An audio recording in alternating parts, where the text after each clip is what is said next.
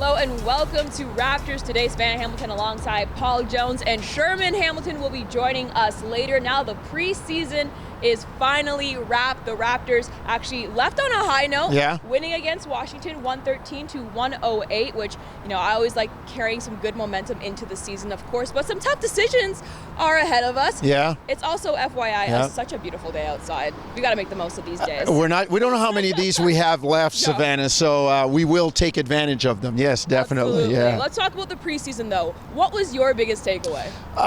You know, when I look at the team, and, you know, a championship culture is built on certain foundations. And one of them for the Toronto Raptors is the fact that this team plays hard. So they're being true to their own identity. They bring in a lot of guys who are competing for spots, and the final cuts still aren't made. And now that competition is organic, it's internal, it goes to the game. So when lineups are shuffled and you bring people into the game, they're trying to show themselves, they're trying to show well, they're trying to play well for the team. That brings the compete level of the team up, and it continues and establishes a culture that we may not be as skilled as everybody wants us to be at the present moment, but we're working on that. And the one thing we're not going to do is roll over. We are going to compete. We're going to compete in practice. We're going to compete in preseason games. We're going to compete in regular season games.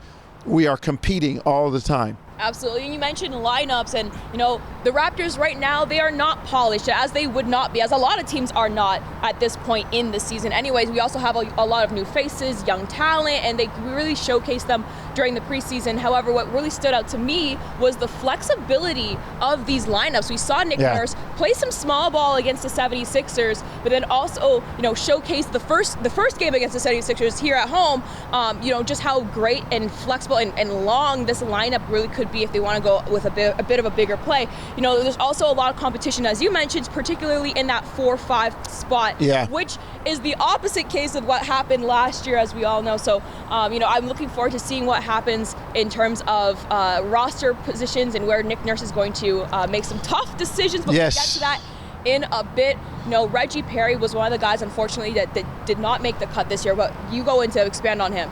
Well, Reggie Perry was an Article 10 signing, and that means that if things don't work out, the team can retain his G League rights. Now, the two-way contracts are already taken by the Toronto Raptors, but Reggie Perry, they do have the option of keeping Reggie Perry and letting him develop in the G League. And when you think about it, Toronto's had great success developing guys, and there is a host, a litany, a long list of names that have gone down to the G League and performed well. And you think about guys that aren't even here anymore, guys like, you know, DeLon Wright, Jakob Poeltl, how they developed.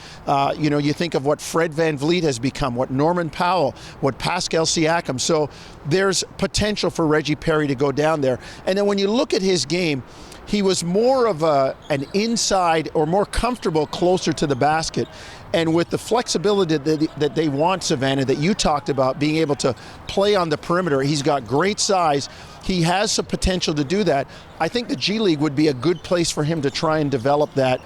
He's 21.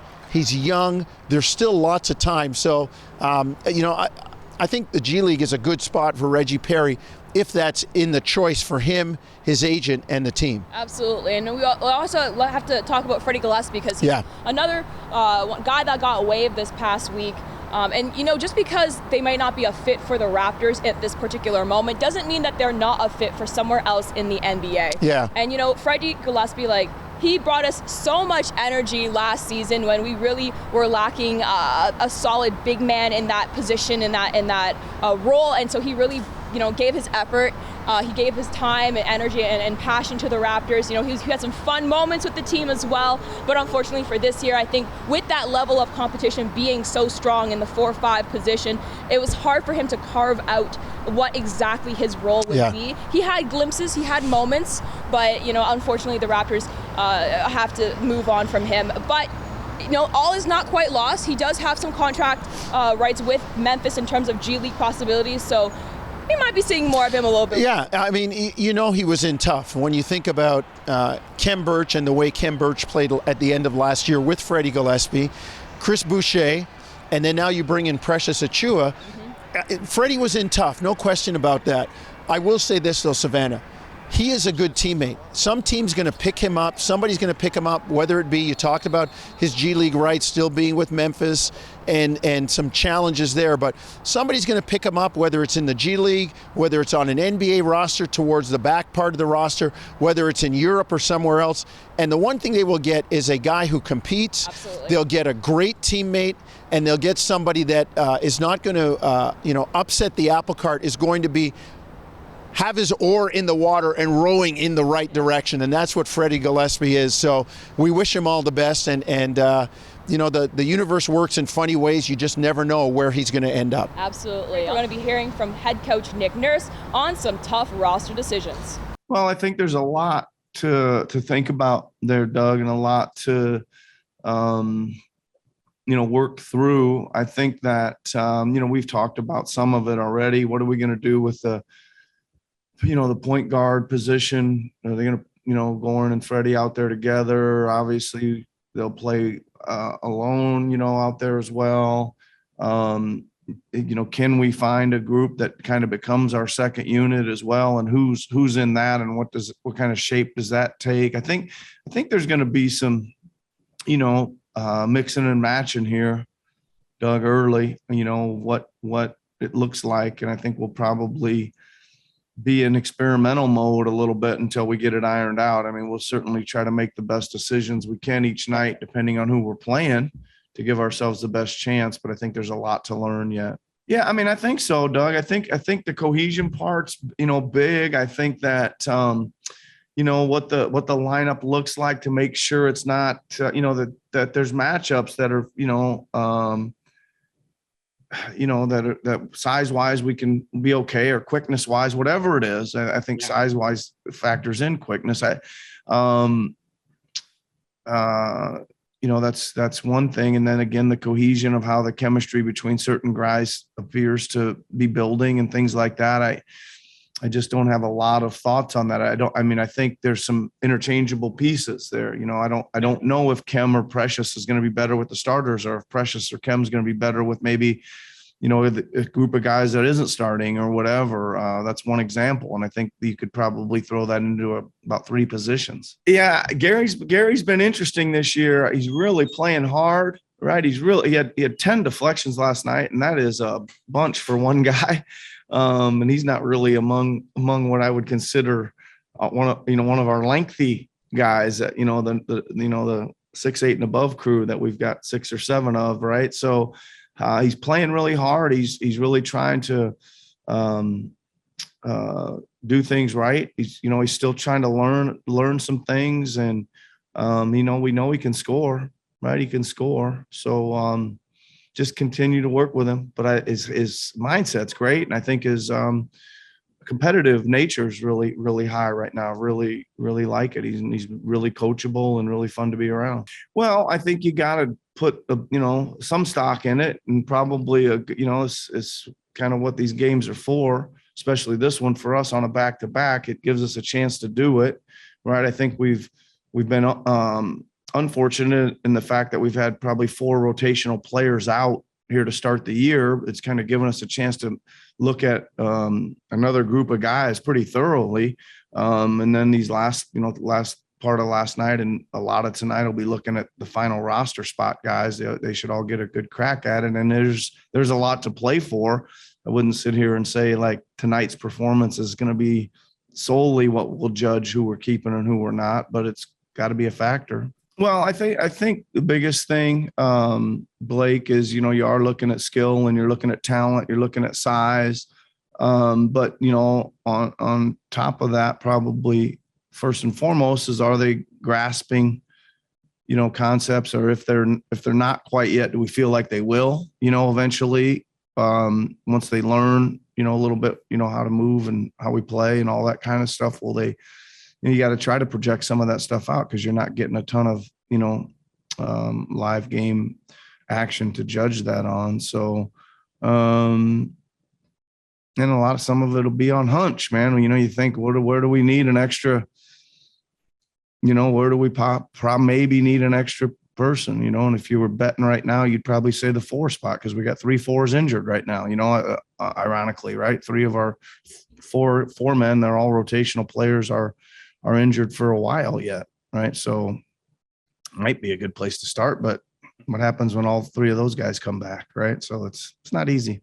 Well, I kind of always think that if there's, 7 or 8 guys vying for it, that those 7, 8 guys, could start at any time. And I think I like that in theory.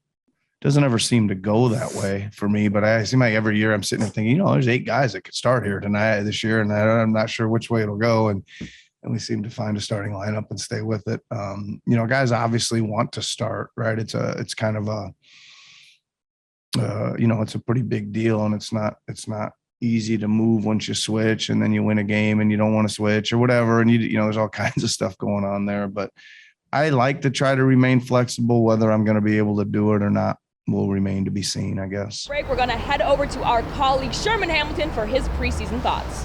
Thanks a lot, Sav. And obviously, preseason game's over now. We're looking forward to the regular season and the start, and we're going to see who's going to make this roster in terms of starters, bench guys, rotation guys, how it all shakes together. But when you think about it, the Raptors are going to start this season without Pascal and potentially Chris Boucher. So the reality is they're going to have to make some decisions on who they want to roll out for their starting 5. And I think when you look at the preseason, we've seen a couple of things develop. Number one, we know that the Raptors like to go with a small backcourt. They're completely comfortable with that. And Nick Nurse is okay playing smaller guards. So I could see Freddie and I could see Goran starting in the backcourt for the Raptors. The other side of that is when you go to the small forward spot, that's where I think OG Anunoby fits in nicely as that 3. He's a guy who can really do things on both ends of the floor, and he's been phenomenal throughout the course of this preseason, and we're expecting him to take that step. So it's going to be a great opportunity for him. And then when you move to that 4 spot, I think the young fella, the rookie, Scotty Barnes might get a look there. When you think about what he can bring to the situation, his versatility, his ability to switch on defense, offensively, be able to impact the game with his length and scoring, this might be a good opportunity for Scotty Barnes to get some reps under his belt as a starter without some key guys in the lineup. You think about Pascal Siakam's first year, he got some reps as a starter, and we see how that turned out for him. So I could see Scotty Barnes getting it done at that 4 spot for the Raptors and then interchange throughout the course of the game. And I think at the 5, if we're looking solely at who's been so productive throughout the preseason, you got to look at Precious Achiuwa. He's been unbelievable in terms of his energy, his ability to run the floor.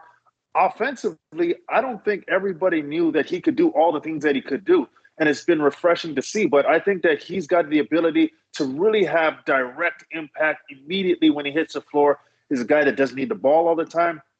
I think Precious will be a good fit for a starting lineup that wants to get up and down, that wants to play with length, and that wants to be aggressive on the defensive end. I think he fits the bill totally for the Raptors.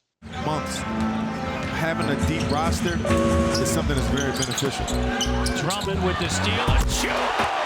Monster slam on the feed for Barnes. It's just extra hustle, another save by Barnes. One of the best things about preseason is getting to see young players, new players, see what they have, see what you thought you knew about them, and then see what they can surprise you with. And a player that I'm really excited to see this season in terms of his development, based on what we've seen so far in the preseason, I think it's Delano Banton. I mean, this is a guy who's got that great length, but he's got that field appeal for the game, and he's a good ball handler, and he makes good decisions at a young age. I like the fact that his ceiling is very high. He doesn't shoot the ball extremely well, so there's a lot of room for growth there. His body's going to fill out as he continues to develop. But I just think that his ability to be versatile, to be a guy who can be a decision maker, can play screen and roll, either as a screener or the ball handler, and be the recipient of having to make plays for other teammates or himself. I like his ability to get to the basket. He's got those long strides, covers a lot of distance when he goes downhill and he attacks. And his passing ability, he sees the floor very well. Although in the preseason, we saw him try to make plays that ended up in turnovers, but it's not because he didn't see the play. It's about executing the play. And I think that's a very good base to work with when you're talking about a guy who wants to move the basketball, a pass-first guy, and who has the length to see over the defense and the ability to deliver the pass. So as he continues to grow and as he gets more opportunities, I really expect Delano to start to really get confident in what he's doing, be more comfortable in the system. And I think Nick Nurse is going to find ways to utilize him as a ball handler, as a playmaker. He can bring the ball up the floor. He can run your offense. And then on the defensive end, he's pretty special with his instincts and his ability to cover ground, to either block shots, to contest shots, or just be length and presence around the basketball or in the paint. So I like what he's going to bring, and I really feel confident that he's going to have a very interesting year. And I just think that when you talk about a ceiling and you're talking about trying to figure out how good a guy can be, Delano Banton has all kinds of intrigue about his game based on what we've seen so far in the preseason. Banton lets it fly, banks him in, because he's from here. Yeah! From Toronto! We've seen all these preseason games. Now the Raptors have time to just start to tighten things up and get a better understanding of their roster as they march towards the first game of the regular season. And obviously the questions abound. Last year, the team doesn't make the playoffs. How good is this team going to be? Where will they fall? Are they a playoff team? Are they a top 4 team? Are they not a playoff team? From what I've seen this season, and when they're healthy with their complete roster, I'm pretty confident that this team is a playoff team. They can fall anywhere from 6 to 8, maybe 5 to 8. Would it be difficult to do, but they can get in there. But I think this team has that identity of a team that's going to fight, a team that's going to be scrappy. They're going to be a tough out in every game. And I think that that's going to bode well for them moving forward as they try to integrate everybody, and not only the new faces, but guys who are going to be integral parts of what they do that haven't been able to participate in the preseason. I like this team being in the playoffs. I think they have the potential to get there. They're going to have to do a lot of things right. But what we know is Nick Nurse, with the leadership that he has and the guys on the floor that provide leadership, this team is very confident that they've been counted out before. They understand what it takes to get it done when nobody believes in them. And I think that's going to get them over the hump as long as they continue to grind. But I really like their potential to get into the playoffs and to be a team that, you know how we talk about teams in that 6th, 7th, 8th spot trying to get in the playoff play-in game as well? You don't want to face those teams. Some of those teams are there for a reason, and they can put a scare into those top teams. And I think the Raptors, when they get into the playoffs, yes, I said when they get into the playoffs, are going to be one of those teams that you're not going to want to see in a 7-game series. Now, we heard from the team. We've heard from Sherm. What is your takeaways in terms of going into the season now? Who do you have starting in this lineup? Well, for now, because we know Nick Nurse likes to juggle it around depending on matchup, things could always change. But I think Sherm made some great points there when you talk about it. Fred and Goran, because you've got 2 decision makers, a couple of vets that understand organization in the backcourt. Then you've got Scotty, his versatility, his flexibility. You always start the young guy to see what he gives you. Mm-hmm. If it doesn't work, you can sit him down, but it's tough to bring him in. He's on the train when it starts to move. And then you look at OG as a stalwart and, a potential breakout offensive season. And then I think the last spot is interesting. I can agree with Sherm in that Precious Achiuwa would be a good fit. But I also think Khem Birch would be a good fit too, because he's a kind of low maintenance guy on the offense. Good screen setter, will rebound, is willing to move the ball, and you don't need to run plays for him. You could also use Precious coming off the bench with somebody like Gary Trent Jr. and have that spark, that offensive firepower in your second unit. So I think Nick Nurse has some decisions. Some of it does depend on Khem Birch and his health, though. He's had some time off because of COVID-19. He's been out. He's rounding himself back into form. You may put him in for a quick stint at the beginning, see how his fitness is, see how his health, his wind is, and then go to Precious Achiuwa. So I think Nick Nurse, as always, and as Nick is always want to be, does have some options. Absolutely, and it's going to be a very interesting option coming in the second string, as you kind of mentioned there. If Precious Achiuwa does come off the second string, I won't be mad to see it, because as it is right now, the offensive scoring abilities in the first string is so strong and dominant that he might not get as many opportunities in that lineup, but there could be some more for him in the second lineup if he did come on with a Gary Trent Jr. as well, being that spark just right off the bench. However, I would also take Khem Birch easily to kick off the starting lineup the second lineup as well. Other names that come to mind would be, I would love to see Champagnie potentially be in that second rotation as well. And, Delano really showed out well this preseason. I thought, Malachi, he had a really great game in the Washington in the last quarter there, but we had to see a bit more consistency. But I would love to hear your thoughts on Malachi as also where he could potentially fit in. Well, he's a guy that he's not far ahead of any of those bench guys like a Champagny or a Banton. But he has been there for a year, and he is kind of being groomed in the Fred VanVleet mold in my eyes, and he would be great as a point guard in terms of organization and running your team.